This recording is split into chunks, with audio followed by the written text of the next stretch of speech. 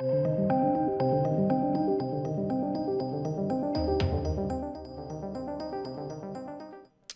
dear, ladies and gents, Obi-Wan Kenobi, is it going to be good, is it going to be bad?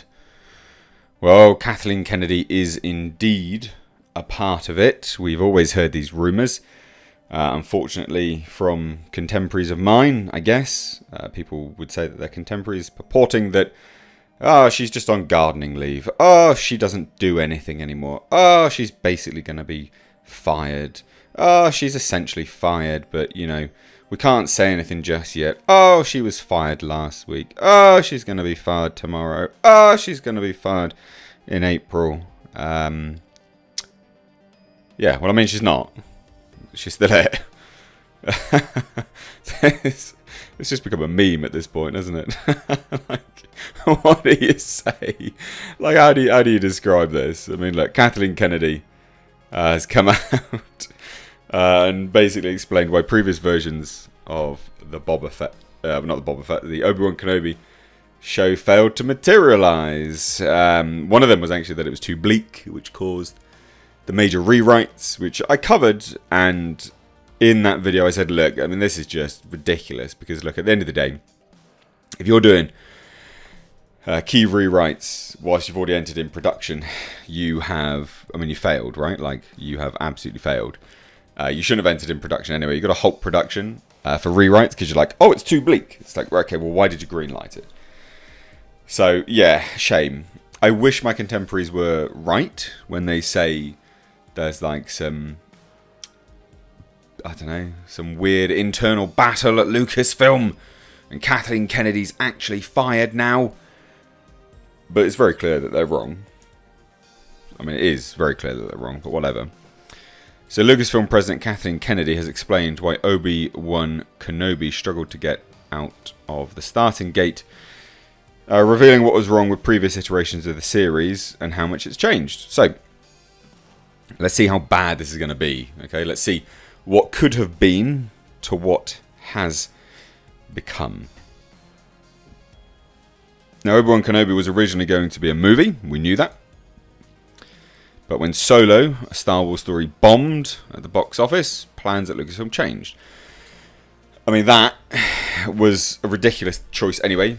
You know, Solo, a Star Wars story, does not bomb for any other reason than it was just crap.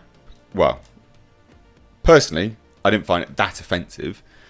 But I know lots of people did, and also it's a movie that realistically just didn't need to happen. It was a movie that was like, oh, how'd you get your name? Oh, because I did this. It's just nonsense at the end of the day. But to change everything is just ludicrous. It's this knee-jerk reaction that studios always go through. So a Boba Fett movie became the Book of Boba Fett. We know that. But also, more importantly, a Boba Fett movie actually became The Mandalorian, right? They reworked a lot of, I mean, literally Boba Fett, you know, The Mandalorian became Boba Fett. Brutal, didn't really speak. Mandalorian, you know, he literally became Boba Fett. And then the Boba Fett movie, because The Mandalorian was so successful, the Boba Fett movie became the Book of Boba Fett, or elements of it. While Kenobi, a Star Wars story, was transformed into the limited series coming to Disney Plus on May 25th, which, okay, so let's see then, shall we? Again, let's see these knee-jerk reactions. So talking to Entertainment Weekly, Lucasfilm President Kathleen Kennedy addressed how Disney's shift to streaming changed the plans for Obi-Wan Kenobi. Right, okay, so it was just Disney's shift to streaming, was it? Sure it was.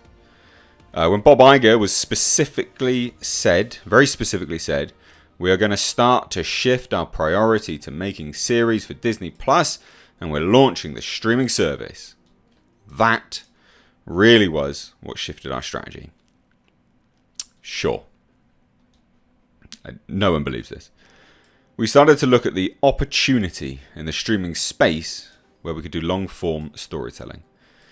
And we realised there was an opportunity to experiment in that space without the level of scrutiny that happens when you release a feature. Now, what she's talking about, of course, is the finances involved in a movie, the money men, the producers, the people looking to get their interest, their return on investment. And Solo, a Star Wars story, did not do very well. Now, it is interesting. You know, a lot of this stuff is funded in-house Sure, there are some form of advertisements on board and finances, etc. But moving something to streaming doesn't generate nearly enough revenue at all. So when they say, an opportunity to experiment without the scrutiny that happens when you release a feature, you read between the lines, this is all about profits. Bombing.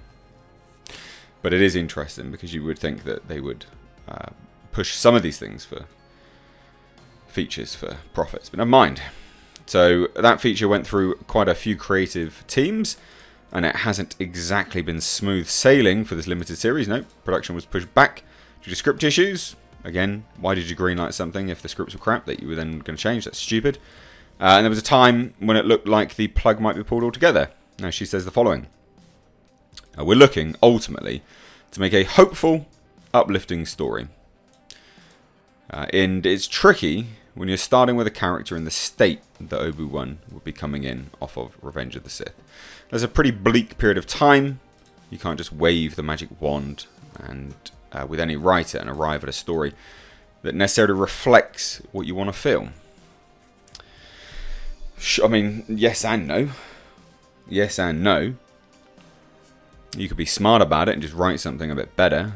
So ultimately, a new writer, Joby Harold, took over from Hossein Amin, and he created a story alongside director Deborah Chow that better explains how he went from the Jedi Master we last saw, going into hiding at the end of Revenge of the Sith, to the wise old Ben Kenobi, who steered Luke Skywalker in the right direction in A New Hope. Now, this is what they say. When we last saw Obi-Wan in the prequels, he's very emotional, Harold says. There's a passion to him. Yes and no. And when we get to see him again in A New Hope, he is the Zen Master. True. That was the story that I wanted to understand. What had happened to Obi-Wan between the guy that Ewan had brought to life and the guy that Sir Alec Guinness brought to life? Interesting that is the jump-off point. How do we get from, Ewan McGregor to Alec Guinness? Well, actors were completely different, and they portrayed them completely different, and people went back and retroactively worked in the universe, and that's why things were different. I mean, for goodness sake. So when it comes to how much of those previous iterations of Obi-Wan Kenobi have made it into this take, all Chow would say is, we inherited some of it. But we did really make some significant changes and add a few different elements. Basically, scrapped it all. Needless to say, we're definitely intrigued. I mean, look, I'm intrigued to see it. There's, the thing that's sad about this is when she says, we're looking to make a hopeful and uplifting story. Now, I want a hopeful and uplifting story as well, but I also want something to be, a little bit more mature. And I was really hoping that this would be a little bit more mature. But it doesn't look like that. Well, it doesn't look like we're going to get that now, which is, very disappointing. To me, but again, that's expectation versus reality. They actually haven't sold it as anything other than what we've seen in that trailer thus far. But you'd have to look into the leaks to understand what I mean by the sort of brutal, mature nature of it. But what do you guys think about this? Let me know. Ultimately, this just screams massive, huge creative differences and problems from start to finish. And also just knee-jerk reactions from studios. So I'd love to hear your thoughts. Drop them down below. If you're new here, do hit subscribe, turn the bell notifications on. Follow me over on Twitter and Instagram. Links to all of that, as well as my second channel, are in the description box. Cheers though, guys. Have a great Sunday. Take care.